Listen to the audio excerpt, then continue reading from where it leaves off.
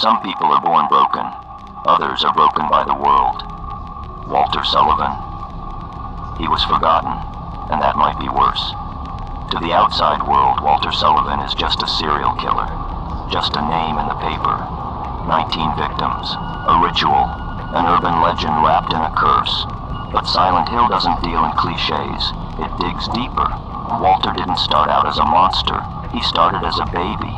Abandoned, ignored, and eventually absorbed by a belief system that saw him not as a child, but as a tool. He was born in room 302 of South Ashfield Heights, and believed that room was his mother. And when they took him away, when they placed him into the cold machinery of state-run care, something cracked. Not all at once, but slowly, quietly, until it never came back together. The Order, the cult buried in the mythos of Silent Hill, never offered Walter comfort. They offered him purpose, not affection, just instructions. He wasn't nurtured. He was programmed, taught that death was salvation, that the world was a lie, that pain was the currency of rebirth.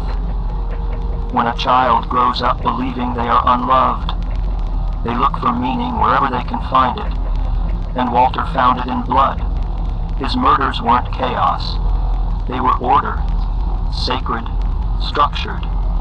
Each one a seal meant to bring him back to the place he was taken from, the room he thought was his mother. The horror isn't that he killed. The horror is that it made perfect sense. To him, Henry Townshend is the perfect contrast. He's passive, silent, a blank slate, but he's also present. He gets to observe Walter's descent from a distance, through the peephole, through the hole in his wall, through the chaos spilling into his own reality. The hole isn't just supernatural, it's symbolic. It's a tunnel into the past, a way to crawl into Walter's trauma and walk the path he carved in pain. Henry is what Walter might have been, quiet, isolated, awkward, but still connected to the world, still grounded. Walter, he dug too far, and the deeper he went, the less the world mattered. Walter Sullivan is fiction, but his pain is real. It reflects something we don't like to talk about. That neglect is a slow death sentence, that forgotten children don't always disappear. Sometimes they come back with something to prove. We want evil to be simple, a monster with sharp teeth, a thing we can shoot. But Walter isn't simple. He was shaped, forgotten by his parents, used by a cult, discarded by the system, rewritten by trauma.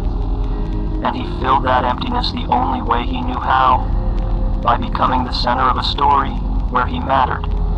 And to him, that story had to end in blood. Walter Sullivan didn't kill to destroy the world. He killed to reshape it into something that made sense, into something that loved him back. But you can't force the world to love you. You can't kill your way into a family. You can scream. You can bleed.